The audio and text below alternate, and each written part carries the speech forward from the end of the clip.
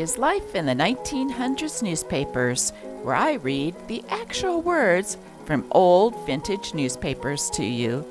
Today, we're in 1905. Today, we're in the lovely town of Gettysburg, Pennsylvania. So let's see what happened on the morning of March 8th, 1905, by reading the Star and Sentinel newspaper.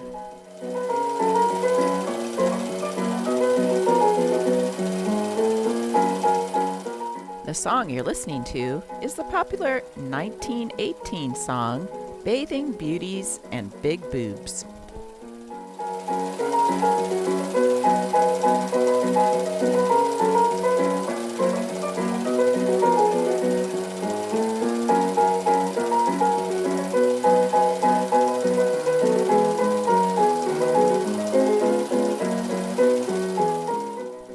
Almond Store News, Buggies and Surreys. Each year, we have raised the standard of our buggies and surreys. We have a buggy this year that is far superior to any we have had yet in strength, durability, and finish. If you want to buy a buggy right, buy one of our buggies, steel or rubber tire. Surreys with extension or canopy tops as desired. These surreys, sound in material and construction, embody good design and up-to-date style, have wide, roomy seats and comfortable backs.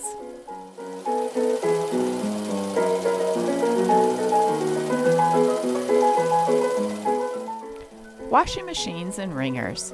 The Boss washer is the best machine made. We have several varieties and sizes. For a cheap washer, the Anita cannot be equaled. The Boss, a higher-priced, better machine, takes the lead. Prices vary from $3 to $7.50. Wringers from 98 cents up. The higher-priced wringers fully guaranteed. William T. Curry of Westminster, Maryland, known as the Lightning Butcher and holding the World's Fair second prize for speed in his line, last Thursday at Highfield, in the presence of 400 people, knocked down a 400-pound steer and dressed it, all in 8 minutes and 3 seconds. Spit where you please. In the House of Representatives Thursday, the bill fixing a penalty for expectorating upon the floors of theaters, railroad stations, or other public meeting places, steam or trolley cars, stages, and other vehicles was defeated on final passage by a vote of 71 to 65, less than constitutional majority of 103 voting in the affirmative. Red-Headed League, a new Sherlock Holmes story by Dr. A. Conan Doyle, is to appear in the Pittsburgh Sunday Dispatch next Sunday. It is one of the most unique of the many delightful Sherlock Holmes stories which Dr. Doyle has written, and is the fourth in the series, now running in the Sunday Dispatch. Dr. Doyle's idea of weaving the entire plot around the color of the hair of one victim gives the tale a tremendous interest from start to finish. Watson. I love you. Watson. Oh! What a looker, right? She is stunning in person. A railroad ticket. A little schoolgirl's definition of a railroad ticket is worth repeating. In a composition written in one of the Boston primaries on a railway journey, the little one says, among other things, "You have to get a ticket, which is a piece of paper, and yet give it to a man who cuts a hole in it and lets you pass through." That is a rather good description for a child, but I wonder if many of our readers appreciate half the pleasure to which a slip of paper or cardboard entitles them. In former years, traveling was in some respects almost as hard as passing through a hole punched in anything.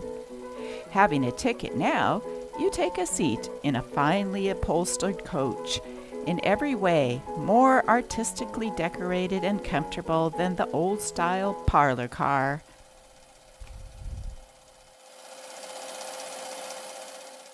You are whirled away at rapid rate by a swift locomotive over a smooth, well-ballasted, dustless road, well protected by automatic signals. The neatly uniformed train hands being as a rule so gentlemanly and polite that ladies or children traveling alone receive as much or rather more attention than the sterner sex. Pender the Magician.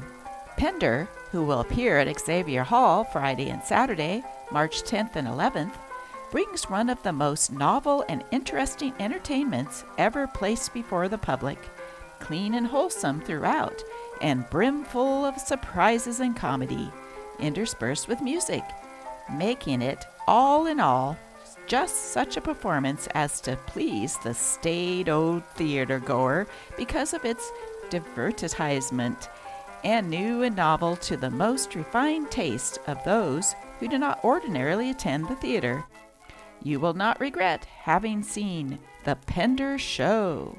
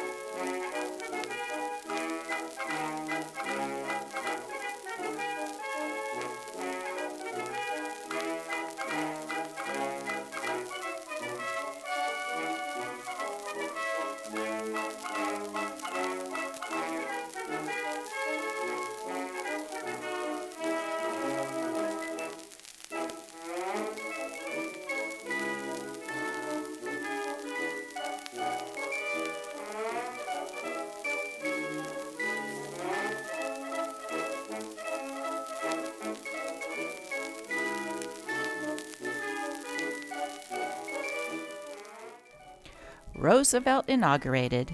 Theodore Roosevelt was inaugurated President of the United States on Saturday. The official ceremonies at the Capitol was witnessed by about 25,000 people. The parade, which was the great popular spectacle, and the ball, which gave 10,000 people a glance at a close view of the President and Mrs. Roosevelt, all went smoothly according to the program. The inauguration was the most brilliant and imposing in the history of the Republic, and it was attended by about 200,000 people.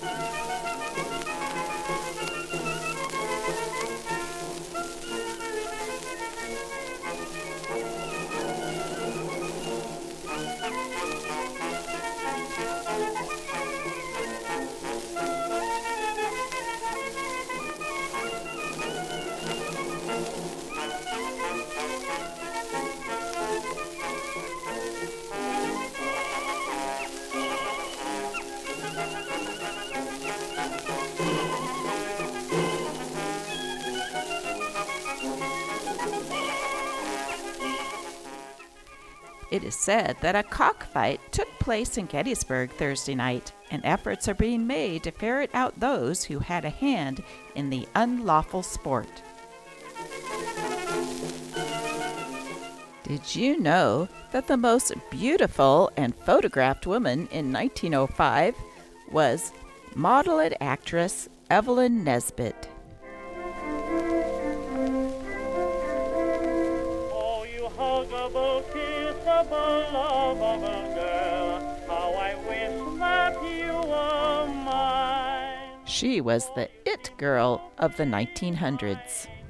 Child, I just crave you all the time. With your cute little, sweet little, wonderful way. Why, you hold me in a spell. Like a magic flame, you just dim my brain with a love I long to tell.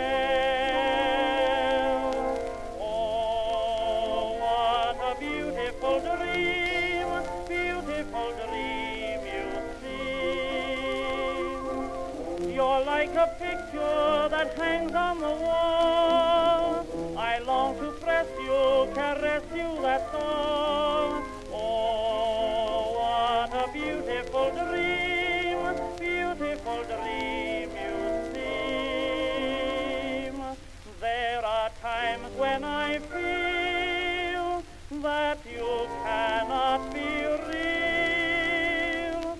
You're a beautiful, beautiful dream. Every thought, every dream is a vision of you that is sweet as sweet could be.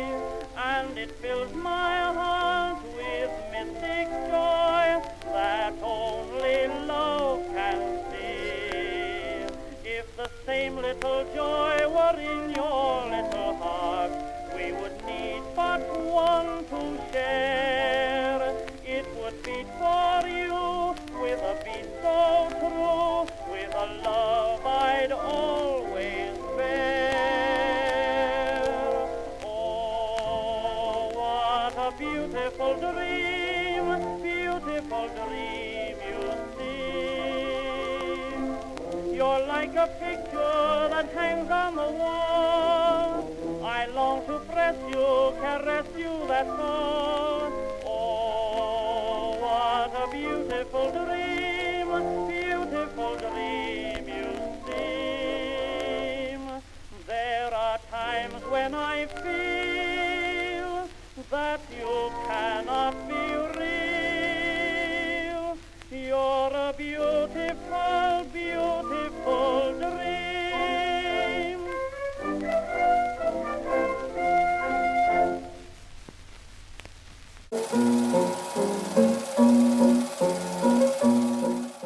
Did you know that in 1906, 1 year after this newspaper, Evelyn Nesbit was involved in a tragedy? She had two men fighting over, and one was murdered. In 1955, with Evelyn's permission, there was a movie starring the beautiful Joan Collins. If you stay tuned to the end of this video, I put in a condensed version of that movie.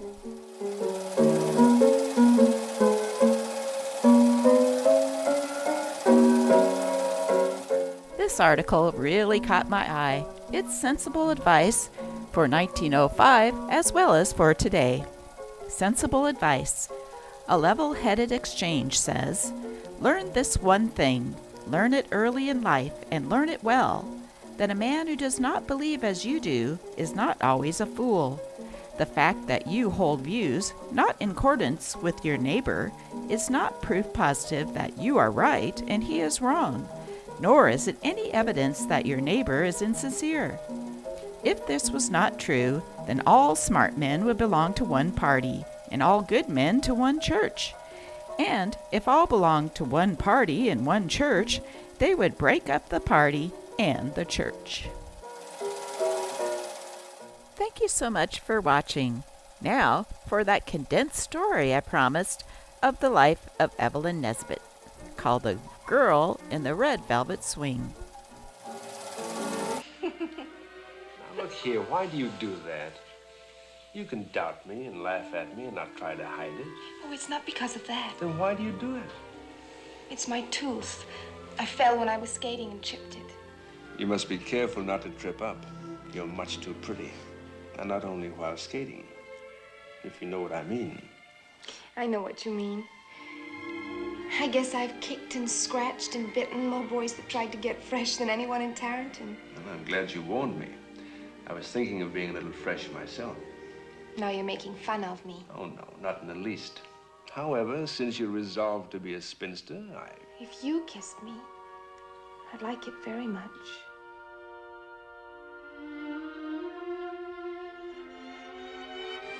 We'll finish it tomorrow at my studio.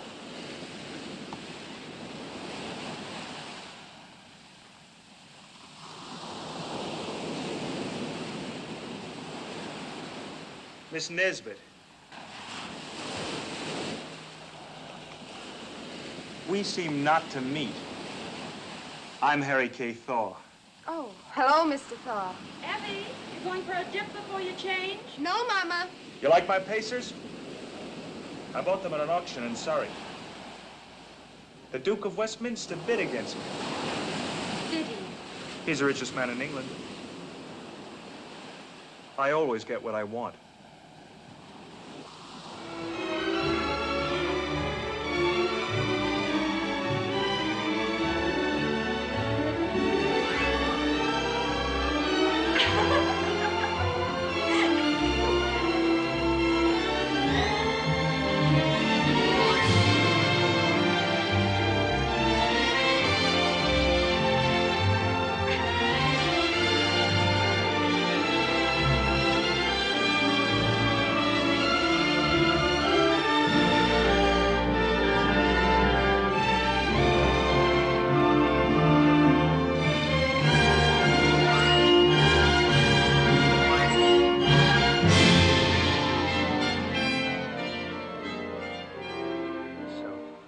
Don't turn away. I'm proposing to you. Every breath of mine is a proposal. Marry me, Evelyn. Marry me. Let's go back. They must be ready to feed us. Now give me my answer. I can't. You can't what? Answer me or marry me? Isn't that answer enough? Don't want me. It wouldn't be fair to you.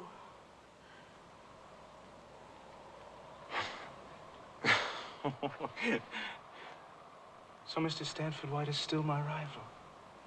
Oh, Evie. Evie, grow up. Grow out of this schoolgirl crush. Won't you please understand? It wasn't as harmless as that.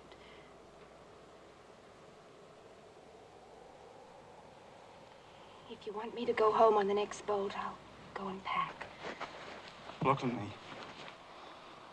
Say you were never one of his girls. Don't be childish, Harry. Say you would. Say you would! Speak up, do you hear me? I'm sorry that I'm not the girl you thought I was.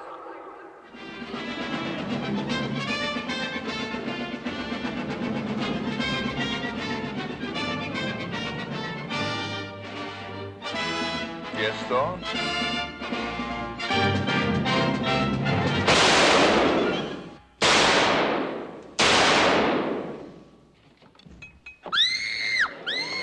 The murderous act of her husband was justified.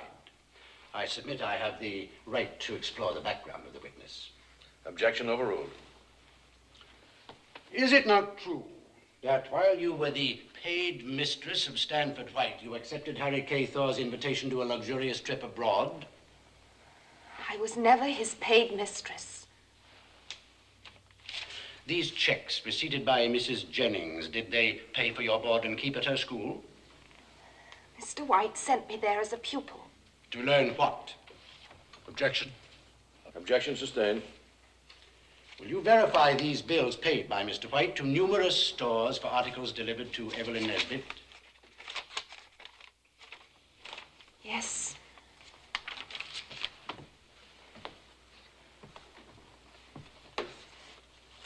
Did he ever give you money? Yes or no? Yes. Then I repeat my former question.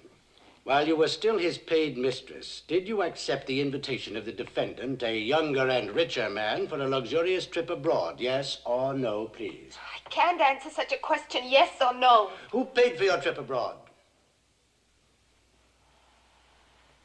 Harry Thor. Thank you.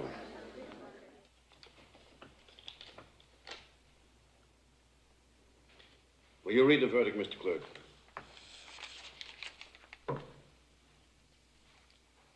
Not guilty.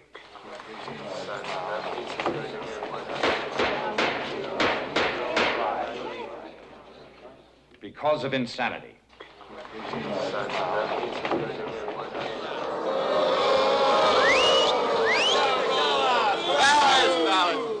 It made me just sick to have to raise the price of admission for this show. Oh, believe me, it's worth it. I've been waiting years and years to bring you this act. More years than I like to think about. Introducing Evelyn Nesbit, the babe who left one guy pushing up daisies and the other in the bug house. And here she is, the girl in the red velvet swing.